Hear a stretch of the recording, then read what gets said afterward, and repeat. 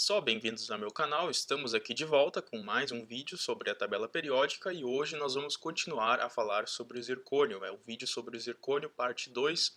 E antes de nós continuarmos falando sobre os complexos do zircônio, eu gostaria de mencionar alguns complexos do zircônio mais como curiosidade mesmo, e esses são o carbeto de zircônio, o nitreto de zircônio e o diboreto de zircônio. Esses materiais são cerâmicas, são materiais super duros que, portanto, podem ser utilizados, por exemplo, em serras para cortar outros materiais super duros. Em especial, o diboreto de zircônio, ele também é muito resistente a altas temperaturas e conduz relativamente bem o calor e a corrente elétrica. E outra curiosidade é que o nitreto de zircônio é um supercondutor abaixo de 10 Kelvin. Bom, agora vamos prosseguir e falar sobre os complexos do zircônio. Já foram sintetizados muitos complexos do zircônio, a maioria contendo o zircônio no estado de oxidação mais 4, e nesse estado de oxidação, os complexos do zircônio têm a configuração D0 e por isso são diamagnéticos. No grupo 4, onde o zircônio está localizado, números de coordenação até 6 são mais comuns para o titânio, seu homólogo mais leve, porém o zircônio ele atinge com mais facilidade números de coordenação maiores como 7 e 8, porque eletrostaticamente, como o zircônio é um átomo maior que o titânio, eletrostaticamente não é tão ruim ter esses altos números de coordenação para o zircônio quanto é para o titânio. Muitos dos complexos que o zircônio forma no estado de oxidação mais 4 são adutos ou espécies aniônicas de haletos. Como exemplo das espécies aniônicas, nós temos o ânion ZrX6 2-, ou no caso do flúor, os ânions ZrF7 3- e ZrF8 4-. Como exemplo dos adutos, nós temos aqueles da forma ZrX4L2 e ZrX4LL, em que o L pode simbolizar, portanto, tanto um ligante bidentado como um ligante monodentado. E o L também pode ser basicamente qualquer tipo de ligante, por exemplo, éteres, cetonas, aminas, entre outros. O zircônio também forma complexos facilmente com dicetonatos e com carboxilatos, por exemplo, o tetraacetiloacetonato de zircônio. No estado de oxidação mais 3, a química dos complexos do grupo 4 fica reduzida praticamente só àquela do titânio. A redução do zircônio 4 para o zircônio 3 ela não é simples e ela não pode ser efetuada em água, porque a própria água é reduzida pelo zircônio mais 3. Mesmo assim, já foram sintetizados alguns complexos do zircônio nesse estado de oxidação, principalmente com os ligantes N e P. Por exemplo, algumas hexaaminas já foram obtidas e são estáveis. Em estados de oxidação mais baixos, a coisa fica ainda mais complicada, fica cada vez mais difícil de você obter complexos do zircônio nesses estados de oxidação, e você fica bastante limitado a alguns poucos ligantes, como o cianeto e a bipiridila. O zircônio também forma alguns complexos organometálicos. Em geral, os elementos do grupo 4 formam poucos complexos com alquilas e arilas, e a coisa não é estável, a não ser que você utilize ligantes maiores, mais volumosos, para tentar estabilizar a situação, como por exemplo aqui no complexo ZrCH2SiMe34.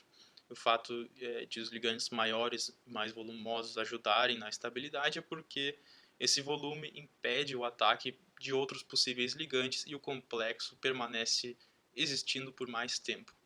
No que se refere ao ligante carbonila, a princípio não existe nenhum complexo do zircônio exclusivamente com o ligante carbonila, porém podem ser isolados sais do ânion ZrCO6 2-, em que o zircônio está no estado de oxidação -2.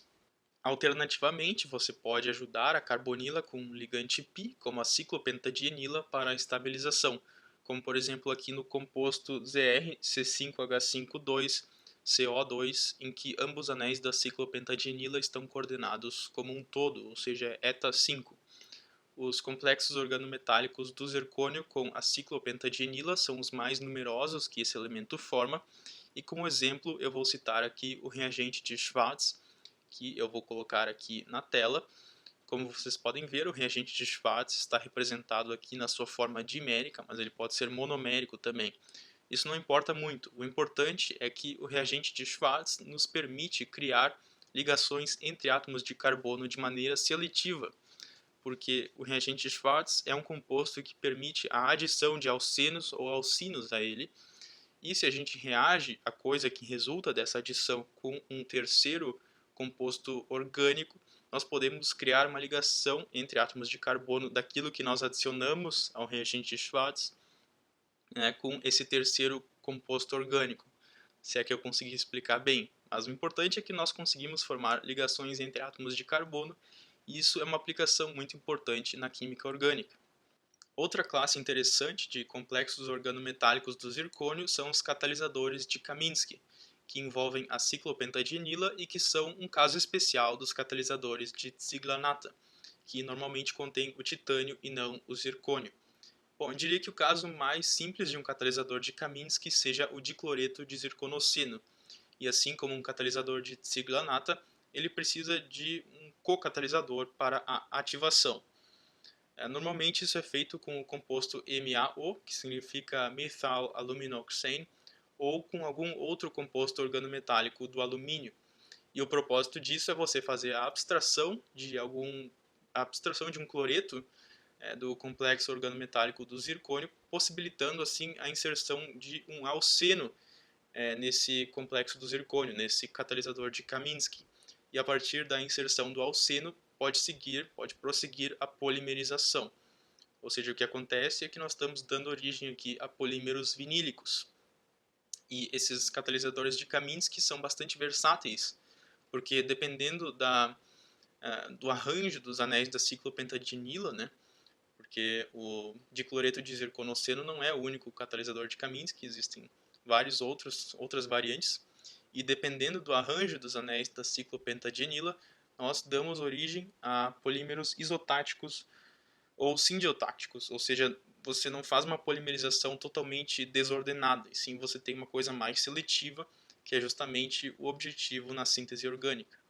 Isótopos. O zircônio que ocorre naturalmente é composto por 5 isótopos. São eles o zircônio 90, 91, 92, 94 e 96, dos quais o mais abundante é o zircônio 90, com 51,5% do zircônio. Na teoria, todos esses 5 isótopos são estáveis. Na prática, o zircônio 96 é o radioisótopo mais estável do zircônio, porém com uma meia-vida muito longa de 2 vezes 10 na 19 anos. Ocorrência. O zircônio é um elemento bastante comum na crosta terrestre, com uma abundância de 162 partes por milhão. Entre os metais de transição, somente o ferro, o titânio e o manganês são mais abundantes. Os principais minerais em que o zircônio ocorre são o zircão, que é ZrSiO4, e a badeleíta, que é ZrO2. E esses minerais, na maioria dos casos, contêm também um pouco de hafnio. Produção do zircônio. Bom, como eu já mencionei na parte 1 do vídeo sobre o zircônio, os principais métodos de produção desse metal são o processo Van Acker-de Boer e o processo de Kroll. Para recapitular, então, o processo Van Acker-de Boer é aquele processo em que você pega um tubo selado, cheio de argônio ou de algum outro gás inerte, ou você também pode evacuar esse tubo. Ele dentro você coloca o seu zircônio cru e um pouco de iodo. O que vai acontecer é que quando você aquece esse tubo, vai ser formado o tetraiodeto de zircônio, que sublima, deixando as impurezas no estado sólido. Por fim, você pega o tetraiodeto de zircônio volatilizado e faz com que ele se decomponha ao entrar em contato com um filamento de tungstênio aquecido pela corrente elétrica, normalmente o filamento é de tungstênio, e ao redor desse filamento vai se formar uma espécie de barra de zircônio bem puro. E o processo de Kroll é um pouco diferente. Você tem que pegar o seu mineral que contém zircônio, convertê-lo para o dióxido de zircônio, e o dióxido de zircônio, por sua vez, é convertido para o tetracloreto de zircônio, de acordo com a reação que eu vou colocar aqui na tela. O tetracloreto de zircônio, no passo final da reação, ele é reduzido para o zircônio com magnésio líquido, né, geralmente a temperaturas bastante altas, 800 graus Celsius, se não me engano. E aí você obtém uma espécie de uma mistura meio esponjosa de zircônio e de cloreto de magnésio que você tem que separar depois. E aí você também obtém um zircônio bastante puro. E por fim, as aplicações do zircônio. Devido à sua alta resistência química e térmica, boa parte do zircônio é utilizada como material refratário. Então, por exemplo, para você fazer revestimentos internos de incineradores, ou para você fazer uma tubulação que vai transportar produtos químicos bem reativos, você pode usar o zircônio, né? Ele é um bom candidato para isso porque ele é muito resistente quimicamente e termicamente, como eu já mencionei. E também muitas ligas do zircônio têm essa resistência também, e a adição de zircônio normalmente tem o intuito justamente de aumentar a resistência dessas ligas. Uma aplicação do zircônio que eu gosto também é em reatores nucleares. Em reatores nucleares, nós precisamos tanto de materiais que absorvam bem nêutrons, quanto de materiais que absorvam mal nêutrons. Os materiais que absorvem bem os nêutrons nós precisamos para que a reação nuclear não saia de controle. Mas os materiais que absorvem mal nêutrons, como o zircônio, também são necessários porque você não quer que a reação nuclear morra. Você precisa de uma fissão contínua ali do urânio, então bem onde acontece a fissão ali você pode fazer o revestimento com o zircônio.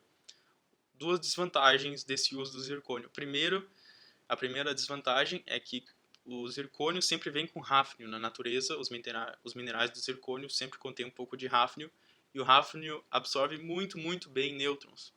Então, seria justamente o contrário do que você quer ali nessa aplicação do zircônio. Para isso, você tem que separar muito bem o hafnio do zircônio, que normalmente é feito com processos de extração com solventes. E o segundo problema, a segunda desvantagem dessa aplicação nuclear do zircônio é que o zircônio reage com água a altas temperaturas. Né? Reatores nucleares são muito quentes, você tem que fazer resfriamento com água, e aí que o zircônio reage com essa água e produz um hidrogênio. E o hidrogênio ele vai difundir pela liga do zircônio e torná-la mais quebradiça. Isso também exige mais manutenção nos reatores nucleares. E por fim, por ser inerte, o zircônio também é utilizado na medicina por vezes para fazer implantes, né, podendo substituir a platina nesses implantes dentro do corpo. E nós ficamos por aqui, falamos tudo sobre o zircônio, mais ou menos. Se você gostou do vídeo é porque você olhou até aqui, se você olhou até aqui é porque você gostou do vídeo. Então inscreva-se no canal, muito obrigado por assistir, deixe seu like, seu joinha e até a próxima. Tchau!